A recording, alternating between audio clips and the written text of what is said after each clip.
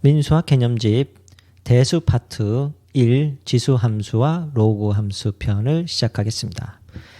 첫 번째로 1 거듭제곱과 거듭제곱근입니다. 1 거듭제곱근의 뜻. 거듭제곱이란 실수 a를 여러 번 곱한 a의 제곱, a의 세제곱을 통틀어서 a의 거듭제곱이라고 하고 a의 n제곱에서 a를 거듭제곱근의 및 n을 거듭제곱의 지수라고 합니다. n이 및이라고 하고요. 이 n을 지수라고 합니다. 여기서 먼저 생각해 볼게. 이 n의 숫자는 곱하기의 횟수를 얘기하고 따라서 거듭제곱은 곱하기의 연속이 됩니다. 다음, 이 거듭제곱을 이용해서 근을 표현하는 방법입니다. 그야말로 우리가 2차 함수, 1차 함수에서의 근, 해를 거듭제곱을 표현해서 표현을 하고 싶은 경우에 이용하게 되겠습니다. 왜냐하면 대부분 이 경우는 무리수의 경우가 해당되겠습니다. 물론 거듭제곱에 떨어져서 실수의 자연수꼴로 정수꼴로 나올 수도 있겠지만 대부분 무리수의 표현으로 하기 위해서 거듭제곱 표현하게 되겠죠. 자, 실수 a와 이 이상의 자연수 n에 대해서 n제곱하여 a가 되는 수, 즉 x를 n제곱했을 때 a가 될 때 이 만족시키는 x를 a의 n제곱근이라고 하고, 따라서 오른쪽에 보면 x의 n제곱을 했을 때 a가 될 때, 예를 들어 2의 세제곱을 했을 때 8이 되죠. 이 2가 8의 3제곱근이 되겠습니다. 다시 a의 근, 세제곱근, 네제곱근 식으로 해서 나타나는 경우를 a의 거듭제곱근이라고 합니다. 여기에서 복수수 범위에서는 원칙적으로 실수 a의 n제곱근은 n개가 있을 수 있습니다. 예를 들어서 x의 세제곱이 1일 때 이 x를 세제곱해서 1이 되는 수는 1이 있겠죠. x가 1. 실수 1이 하나의 근이 되겠고 나머지 두 개는 헛수로서 존재하고 우리가 이거를 오메가라고 해서 공통수학에서 배웠습니다. 그래서 실수의 개수가 존재하는 만큼 전체의 거듭제곱에서 실수의 개수만큼 뺀 나머지는 헛수로서 존재할 수 있기 때문에 복수수 개념에서는 n제곱근, x의 세제곱근의 근은 3개가 존재하게 되겠습니다. 다음 3번 실수 a의 n제곱근 중 실수인 것. 그러면 우리가 이 복수수 개념에서는 n개가 그대로 존재하겠지만 중요한 건 실수의 근의 개수이겠죠. 그래서 이 이상의 자연수 n에 대해서 실수 a의 n제곱근 중에서 실수인 것. 왜냐하면 실수만이 그래프로 표현이 되기 때문에 우리가 대부분의 문제는 그래프를 통한 교점을 구하거나 그래프를 통한 실근을 구하는 문제를 다루게 되겠고, 그렇기 때문에 실수의 근은 실근을 구하는 것이 가장 중요하게 되겠습니다.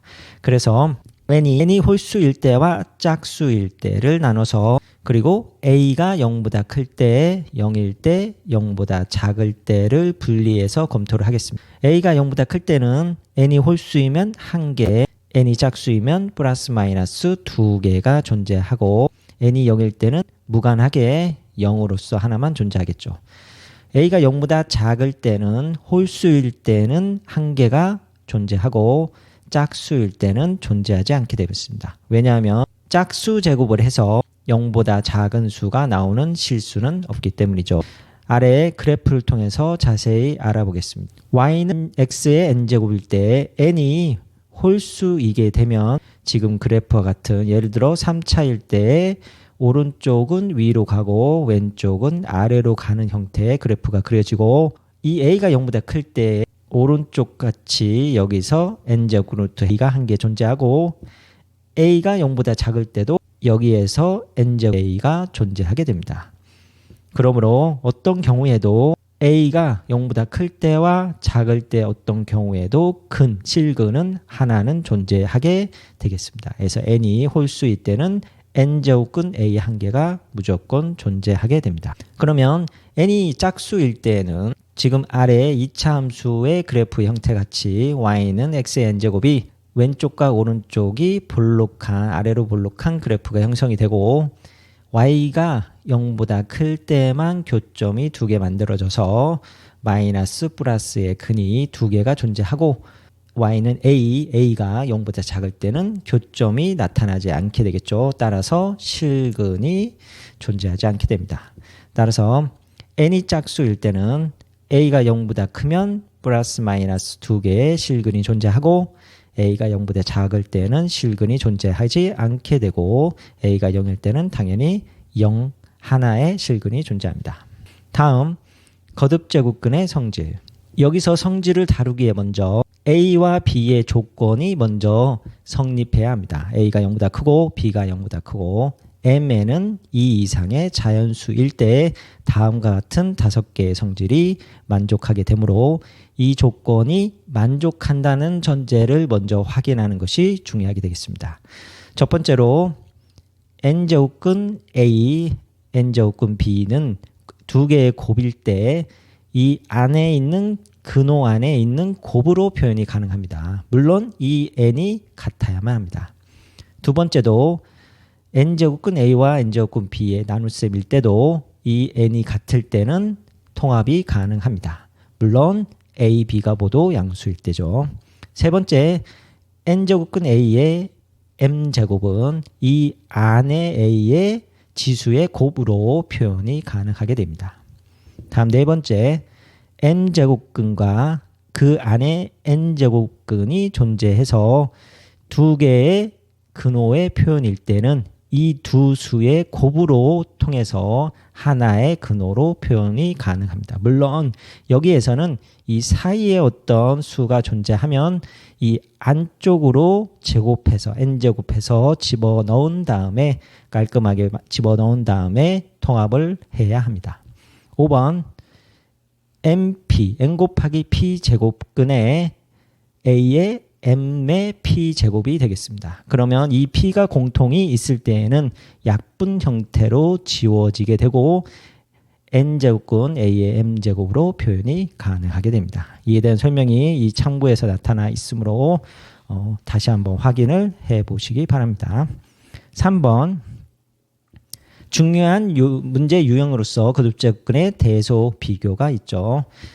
여기에서도 이 A와 B가 모두 양수이고 MNK는 2 이상의 자연수일 때 다음과 같은 형태가 만족한다는 것을 명심하기 바랍니다. 조건 확인이 먼저라는 얘기죠.